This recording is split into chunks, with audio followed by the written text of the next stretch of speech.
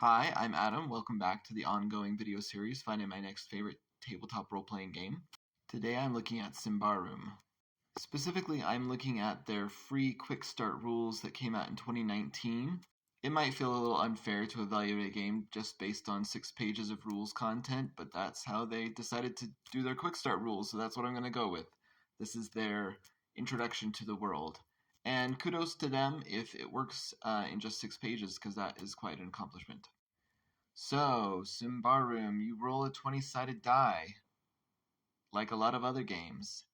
And what you're trying to do is get under a relevant attribute, which is their term for ability score. There are 8 attributes: accurate, cunning, discreet, persuasive, quick, resolute, strong, and vigilant.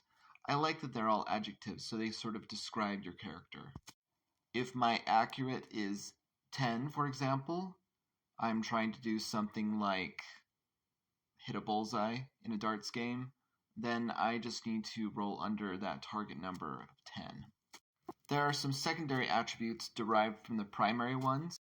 For example, toughness equals strong, but it's never below 10. Pain threshold is strong divided by 2. Defense is the same as quick, and your corruption threshold is resolute divided by 2. The game uses the term races to describe their fantasy species. There's human, ogre, goblin, and changeling. I don't care for the term race. It's got too much real-world baggage. And I also didn't like what I read that goblins and ogres all have this negative trait called pariah. It means that they start with less money and have to make 2 successful dice rolls to succeed in most social challenges. I think what's going on is Symbaroum has a built-in world system with its own lore, and this probably harkens to that. But on the surface, it strikes me as very bioessentialist, that every member of this fantasy species is a pariah in any community in which they're in. That's just strange to me. And it certainly wouldn't work in any campaign setting, especially the kind that I might gravitate toward. And as you know by now, there are traits, and some of them are disadvantageous, like pariah, and some of them are advantageous. In terms of classes, they don't call them classes, they call them archetypes, and then occupations. There are just 3 archetypes: warrior, mystic, and rogue, and then each one of those has 5 occupations associated with it. For example, sellsword and duelist are both warrior occupations, sorcerer and thurg are mystic occupations, and treasure hunter and ranger are both rogue occupations, and there are more. There are also abilities. There are 35 to choose from, most of which are combat-oriented. They're things you can do within a battle. Unlike some fantasy tabletop role-playing games where there are certain classes or archetypes or whatever you want to call them for magic and everything else is sort of non-magical, in this game anyone can learn magic. The problem is that you suffer corruption unless you join a mystic tradition like wizards, witches, or sorcerers, or thurges. Although I get the feeling that sorcerer is not a conventional choice, and they're kind of the misfits and outcasts of the magic-wielding world. Corruption seems really difficult to deal with because too much of it can turn you into an abomination.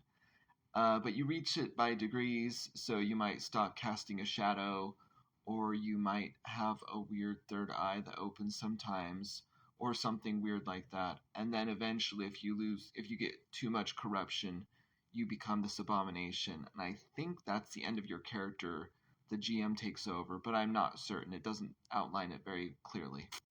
So that's a really gritty, right? If we take gritty to mean like very punishing, that's a very punishing way of operating magic. But again, it goes right along with their built-in world setting. The actual core rulebook is 264 pages, 50 of which are just talking about the world, this fantasy setting that they've created. And I quite like the art in places. It has a very distinct and cohesive theme and style.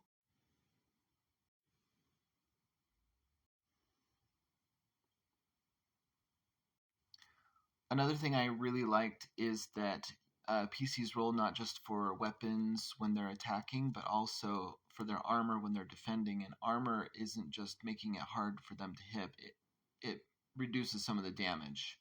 So it's actually how nimble they are that reduces the chance of them being hit. And then if they are hit, armor can reduce the damage. They roll like a 6-sided or 8-sided die and take that away from the damage inflicted. Only non-player characters and villains and antagonists of all sorts are the ones that have ability modifiers. Some of the numbers are abstracted so that the GM doesn't have to roll as much. But it sounds like the players roll a fair amount compared to other games. So will Symbaroum be my next favorite tabletop role-playing game? There's a lot to love here.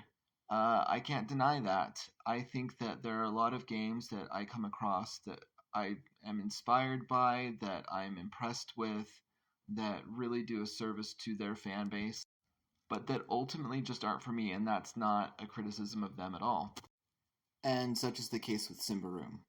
I think at the end of the day, it's this. Their campaign setting is informing a lot of the rules, and then it becomes harder to justify setting this in a different setting where those rules might not make any sense. And therefore, I'm limited in the ways that I can play.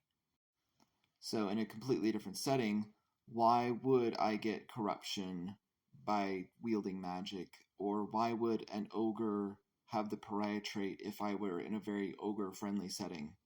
If you're playing within the world that Symbaroum outlines, then you're golden. But I wouldn't always want to play in just one setting. I'd probably want to homebrew my own, which is what I typically do.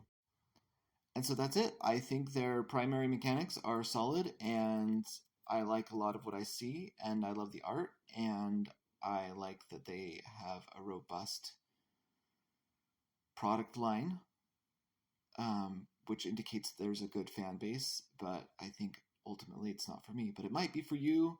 You can get their quick start rules on the Free League Publishing website, which is where I got them, and then they also have their entire product line there, as well as on other sites like drivethrurpg.com if you want to pay some money for them. The quick start rules, however, are free.